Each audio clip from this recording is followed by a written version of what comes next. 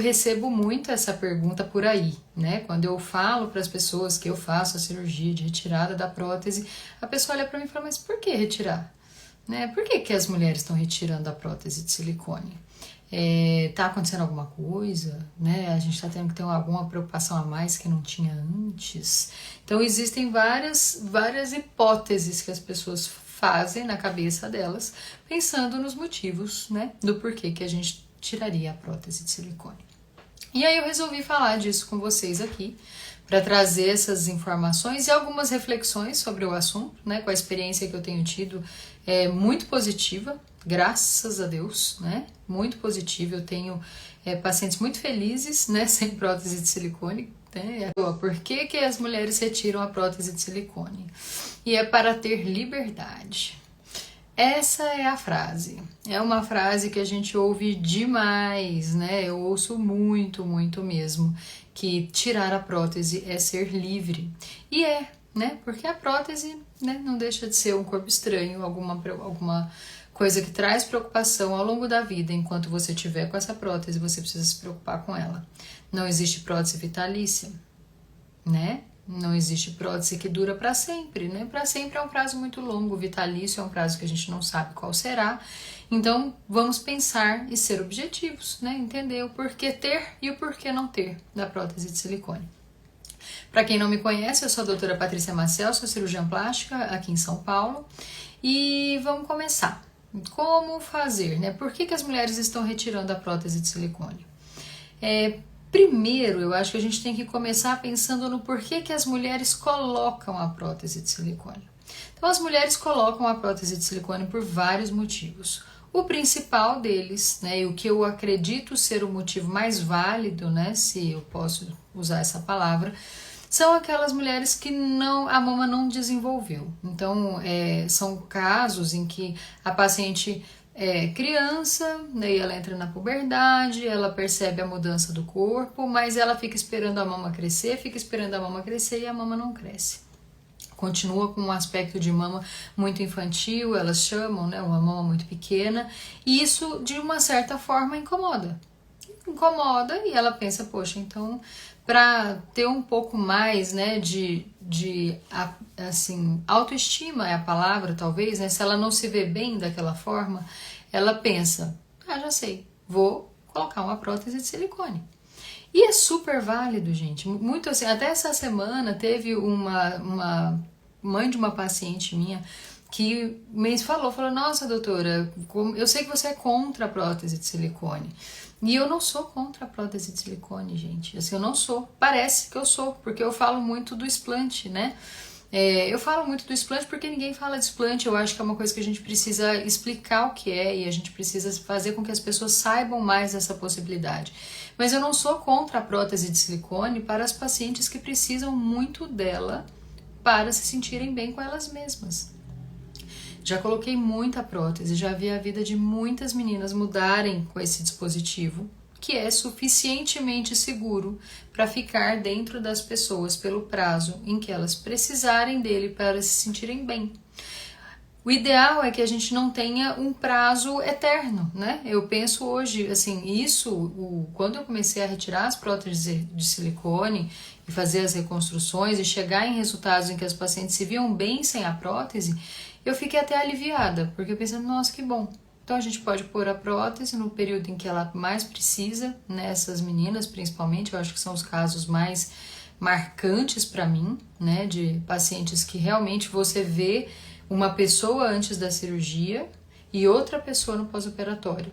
Uma pessoa antes da cirurgia introspectiva, né, tímida, com pouca autoconfiança, e a prótese vem para tentar construir mais força nessa pessoa, né, para que ela possa olhar e falar, não, peraí, agora eu cresci, né, amadureci, agora eu sou mulher. E isso é muito forte, né? Não é uma questão estética, não é puramente estético, não é só vaidade. Isso é identidade. A gente precisa entender que essas moças, quando elas se veem numa situação em que elas querem colocar prótese, muitas vezes é uma cirurgia que muda a vida. E muda mesmo. Já vi mudar várias vezes. A paciente volta no pós-operatório, meu Deus, aquela alegria, né? Um olhar de finalmente, né, eu pareço como eu gostaria de parecer. Isso é ter uma prótese de silicone que faz sentido. Essas moças, elas acabam usando, né, desse artifício muito ali na fase dos 18 anos, entre 18 e 25. É a idade que a gente mais faz essa cirurgia nesses casos em que a mama não se desenvolveu na adolescência e que a mama ficou muito pequena mesmo assim, certo? Bom, daí a gente tem outras situações. Então, assim, pensando no porquê que as mulheres colocam a prótese, eu acho que é fundamental a gente entender o porquê colocam para entender o porquê retiram. Porque nesse meio tempo, entre o colocar e o retirar, existe uma satisfação pelo resultado da cirurgia ou não. Existe uma estabilidade de peso, existe uma mudança de corpo em relação à amamentação, existe uma mudança hormonal. Então a gente precisa entender o que aconteceu na vida dessa mulher no meio do caminho. E é por isso que eu falo que o maior inimigo da prótese de silicone é o tempo. O tempo é o maior inimigo. Então, se a gente coloca uma prótese de silicone numa moça de 19 anos que pesa 50 quilos, que não teve a mama acabou não desenvolvendo, ela precisava daquela prótese, né? Ela entendia que era necessário para ela naquele momento, depois ela volta para mim. Então, eu coloquei com 19 anos, depois ela chega com 32. Com 32 anos, não pesa mais 50 quilos, já pesa 62. Daí ela já teve 2 filhos, a mama já voltou, já se desenvolveu, já teve alguma queda. E aí a gente olha para aquela mama de novo e fala, e agora? Como é que tá, né? Você ainda precisa dessa prótese para poder se sentir bem com você? Porque com 10 quilos a mais, a gente pode inferir que ela tem um pouco mais de tecido mamário. Com a amamentação, a gente percebe normalmente que existe uma modificação da mama, né, tanto por questão de flacidez quanto por questão de espessura de tecido mamário, mas isso a gente não pode desconsiderar que o que passou foi o tempo. E pode ser que ela tenha chegado já numa maturidade emocional que faça com que ela não precise mais dessa prótese. Certo? E é este o principal motivo pelo qual as mulheres retiram a prótese de silicone. Elas se veem numa situação de vida em que naquele momento, depois de um certo tempo, por mais que às vezes elas não tenham maiores problemas com a prótese, mas elas se veem numa situação em que a mama que elas têm hoje já não é mais a mama para a qual a prótese foi planejada. Então, esteticamente, muitas vezes essa mama já não tá boa. Eu faço sempre essa pergunta, todas as pacientes, né, que passam em consulta comigo sabem disso. Eu pergunto, qual é a nota estética que você dá para sua mama hoje? Essa pergunta, gente, é muito valiosa, porque você precisa saber, você precisa olhar no espelho e tentar pensar, falar, poxa, tá ruim mesmo? Tá complicado? Tá caído? Não tá caído. O que tá acontecendo? O que na minha mama está me incomodando? Isso ajuda muito, né, a gente, os cirurgiões plásticos, a fazer um diagnóstico, a olhar e falar, não, peraí, então essa moça, como é a melhor forma de eu chegar numa mama que vai fazer com que ela fique bem. Eu retiro a prótese e faço a reconstrução? Eu troco a prótese por uma maior, por uma menor? Eu ajusto pele ou não ajusto pele? Se a paciente não souber me trazer exatamente o que incomoda na mama dela, vai ficar mais difícil para que a gente possa chegar numa conduta individualizada, pensada para ela, para que a gente possa resolver aquele problema dela da melhor forma possível. Então façam esse exercício de pensar, sim, eu estou incomodada, né, com a prótese, porque eu sinto dor, é comum, né? É comum com o passar dos anos, o sistema imune passa a reconhecer mais a prótese, passa a perceber mais que existe um corpo estranho dentro do organismo e acaba causando fisgadas, dores, né? Mesmo que a mama pareça normal esteticamente. Não é necessariamente a contratura capsular. A contratura capsular é um dos principais motivos também de explante, porque quando a paciente chega numa situação em que ela tem um incômodo grande com a mama, e por ter esse incômodo grande em relação ao fato da mama ficar mais endurecida, de sentir fisgadas, de sentir dores, ela pensa, eu preciso fazer alguma coisa com essa prótese. E a gente pensa, poxa, será que já dá para tirar? Será que a gente pode só retirar e fazer uma reconstrução na maioria das vezes para a gente poder conseguir chegar num formato de mama que essa paciente olha no espelho e fala, é isso, voltei, né? Agora sou só eu. Então as pacientes sentem muito essa liberdade porque elas param de ter que se preocupar com a prótese. Elas se preocupam com a prótese o tempo todo, muitas vezes. Quando a paciente ela tem alguma dor, algum incômodo, ela deita de lado, ela percebe a prótese. Ela anda de bicicleta, ela percebe a prótese. Ela abraça o filho, ela percebe a prótese. E não é para ser assim, né? A prótese é para ser mama. É para ser uma mama e muitas pacientes vivem assim. Muitas pacientes que hoje optaram pelo explante viveram muito bem com a prótese durante muitos anos. Mas agora, na fase da vida em que elas se encontram, né, no momento de vida em que elas estão tendo algum problema com a prótese especialmente, elas pensam, poxa, não, agora já tô com contratura, tá doendo, tá ficando dura a mama, eu já tô aqui com meus 35 anos, já casei, né, já tenho filho, acho que eu vou tirar a prótese e vou assumir a mama que eu tenho. Não é legal? Eu acho ótimo. Eu acho ótimo. Eu acho assim, se a paciente tiver muita consciência do que ela está, né, buscando, ela vai conseguir um resultado que ela vai ficar muito bem, obrigada. E aí que vem a ressonância, né? Que eu sempre falo, não consigo fazer uma live sem falar essa palavra, mas a ressonância foi um divisor de águas na minha vida, né? Profissional. Então, assim, eu sei que tem muita gente nova que está começando a me seguir por aqui agora, tem as que estão sempre por aqui, né? Mas eu vejo assim, eu vou contar para vocês hoje um pouco da minha história.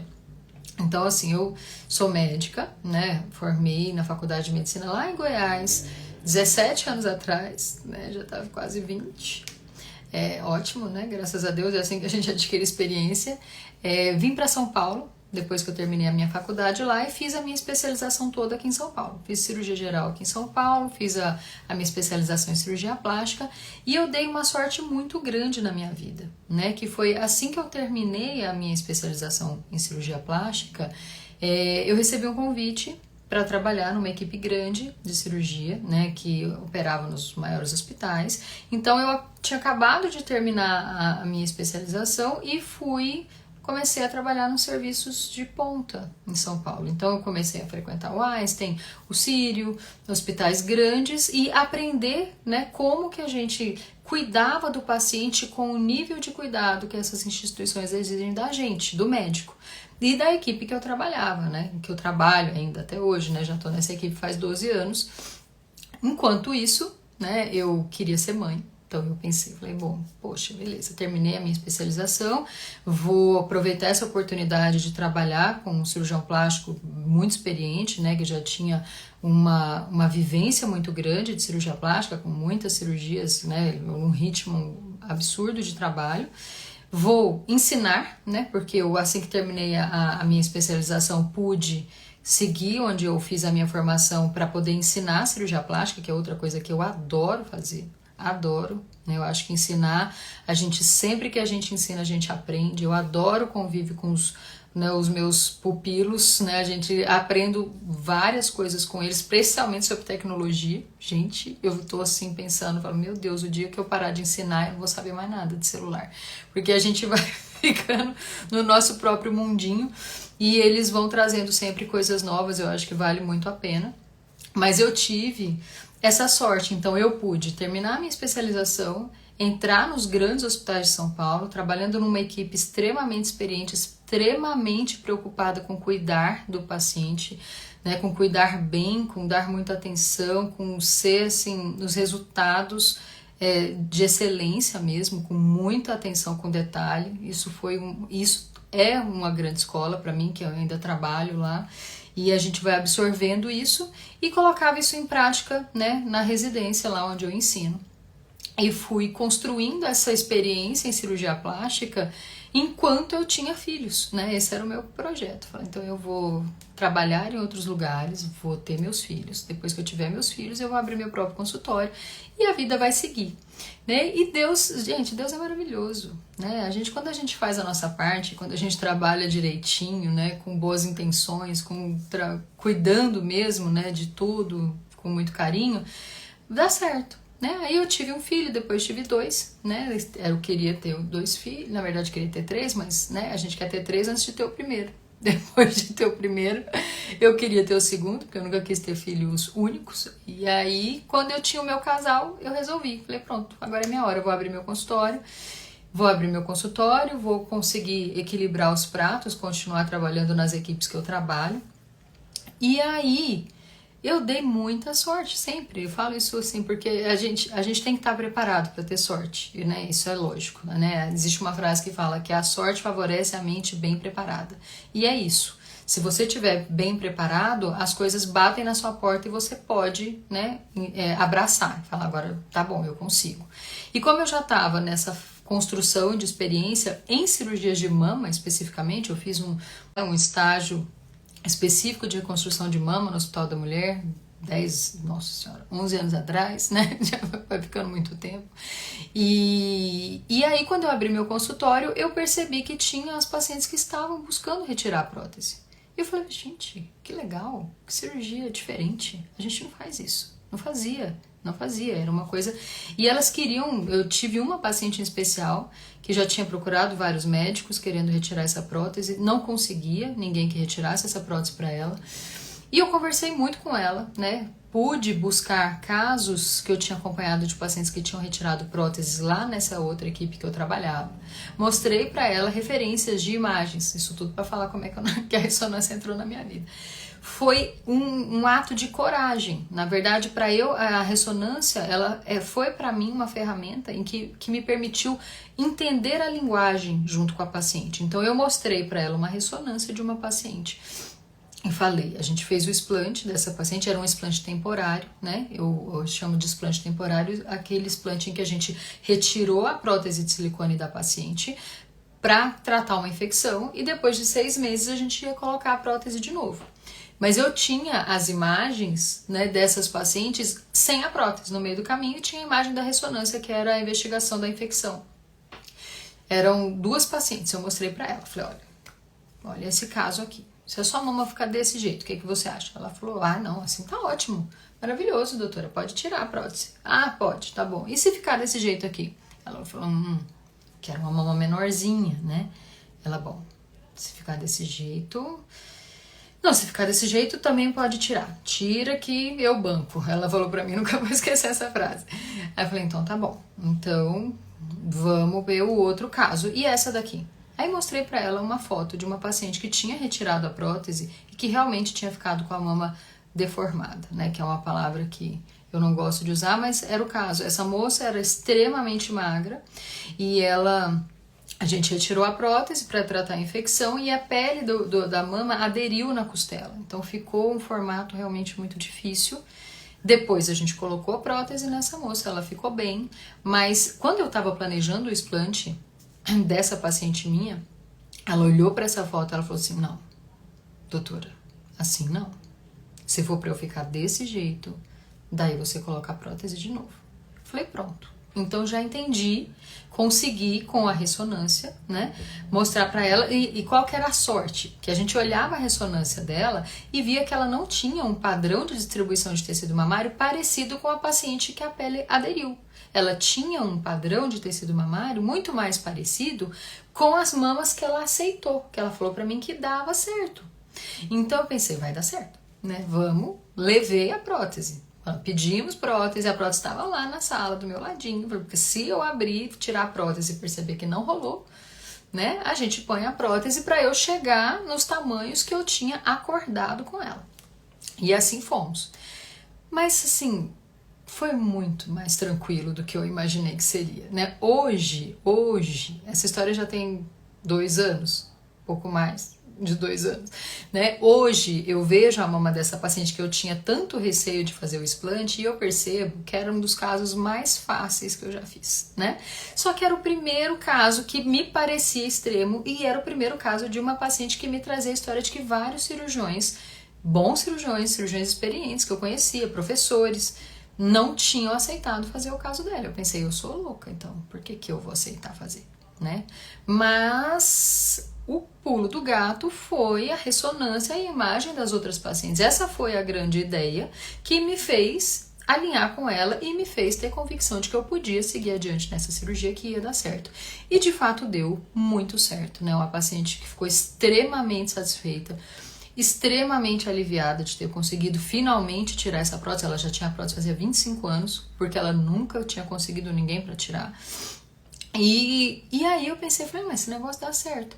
Dá certo, se eu alinhar a expectativa da paciente antes, ela vai entender muito bem o que eu vou fazer. E eu vou entender muito bem que ela aceita o que eu vou fazer. E assim a gente foi, né? Eu vim trabalhando esses conceitos da ressonância junto com as minhas pacientes.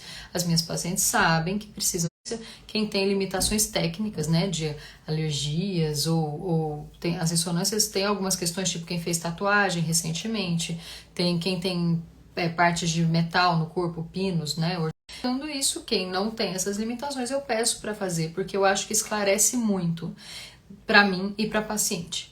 E aí eu comecei a entender que as mulheres estão buscando retirar a prótese de silicone não é por receio da prótese em si, na grande maioria das vezes, é simplesmente porque elas não querem mais. E antigamente elas não sabiam que elas podiam retirar a prótese, a gente tinha só o ritmo de troca, troca, troca, troca. Eu troco prótese também, eu não só tiro prótese, eu troco até assim, quais as pacientes que eu troco prótese? Normalmente são as pacientes que na hora que eu vejo a ressonância junto com elas, elas olham comigo e falam, doutora, não quero isso pra mim. Eu não quero voltar a ser assim. Eu não quero a mama tão pequena. Eu não aceito um resultado tão pequeno. E eu falo, bom, então eu vou te mostrar um outro resultado. Aí mostro um outro resultado. Ela olha e fala, ah, sim, eu queria ficar assim, desse jeito. Eu falei, então, vamos ver sua ressonância. A sua ressonância não chega, né? A sua mama não é deste tamanho. Então vamos fazer a maior mama que você pode ter, usando toda a estratégia de reconstrução que eu uso, né? Recrutando as células do tórax, né? Do entorno todo. Demora, né? As minhas cirurgias demoram, é muito trabalhoso fazer isso. Mas eu vou fazer a maior mama que você pode ter sem nenhum outro recurso. Ah, doutora, mas o enxerto de gordura, a gente não pode usar o enxerto de gordura? Pode. Pode sim, mas eu não tenho certeza que ele vai funcionar, né? Eu acho muito temerário a gente retirar a prótese baseado no que o enxerto de gordura vai fazer depois. Porque eu não sei o que ele vai fazer depois. Eu sei o que eu vou tentar fazer com ele, mas eu não sei o que ele vai querer fazer mesmo. O quanto de gordura vai integrar, o que vai acontecer, se o resultado vai chegar. Então eu falo muito isso para as pacientes. Eu falo, eu posso até fazer o enxerto de gordura depois, não tem nenhum problema. Eu considero como um complemento de resultado, mas o enxerto de gordura não pode ser o que decide se a gente tira essa prótese ou não. Minha opinião. A forma como eu gosto de conduzir. Eu sei que tem muitos colegas muito experientes que usam o enxerto de gordura rotineiramente, mas eu sei, né, que nem sempre a expectativa da paciente dá certo. Eu tenho muita alegria em dizer, né, que eu tenho, assim, essa perspectiva da ressonância faz com que as pacientes realmente entendam como que a mama delas vai ficar depois. E elas, assim, dá certo. Elas olham depois e falam assim, era isso. Né? Tem algumas que olham pra mim e falam assim, doutor, eu já entendi, você fala pra gente que não vai ficar tão bom pra depois a gente ficar uau. Eu falei, não é intencional. Casos muito difíceis eu falo que são muito difíceis, mas acaba que a gente vai fazendo quebra-cabeça lá e dá certo. Mas não quer dizer que fique grande, né? Muitas vezes a gente fica com a mama pequena, mas uma mama com formato bonitinho, um formato agradável. Então, doutora, não existe doença do silicone? Não tem ninguém que tira prótese por conta de doença do silicone, por preocupações com síndromiase, com linfoma anaplásico de células gigantes? Essas são as novidades, né? Então, assim, mulheres colocarem prótese aos 18, aos 20 anos, com 35 anos terem 2 filhos, terem ganhado peso, isso não é novidade. Isso acontece desde que a mulher é mulher e o mundo é mundo, né? A gente envelhece, é mãe, o corpo muda, a cabeça muda, a vida muda. Então isso faz parte. 35, depois 47. Em que fase da vida dela que ela vai optar por continuar ou não continuar com a prótese é uma decisão muito dela, certo? O que mudou é que agora o explante está na mesa. Então antes não estava. Antes estava na mesa trocar por uma prótese maior ou por uma prótese menor.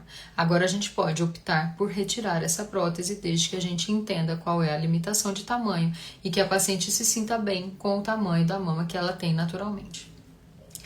Mas existe sim, existem pacientes que estão super satisfeitas com a mama delas e aí é onde a gente entra num ponto mais delicado na decisão do explante.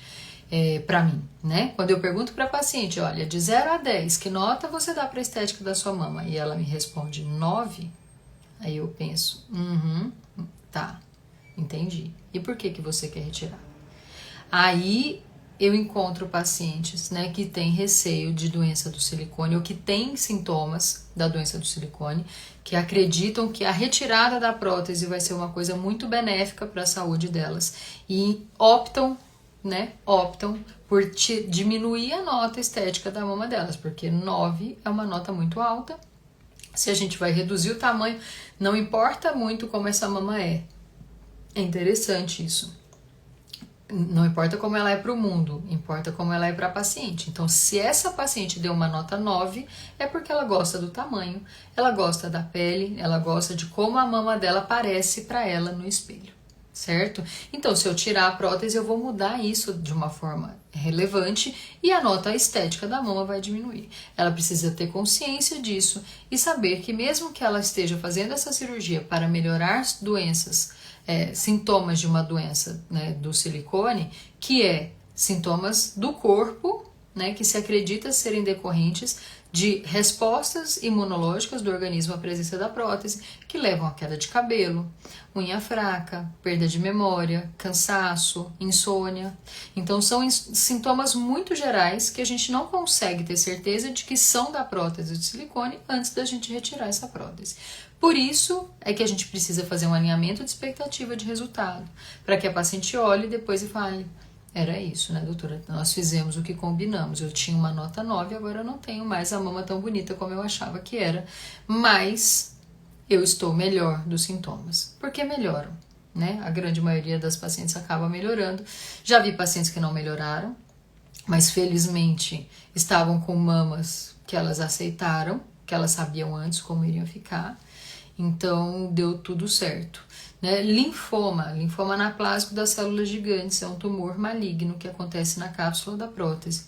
É um tumor extremamente raro, né? A gente tem um relato de mais ou menos 1.300 casos no mundo, numa quantidade de milhões de pacientes, né, que tem prótese de silicone.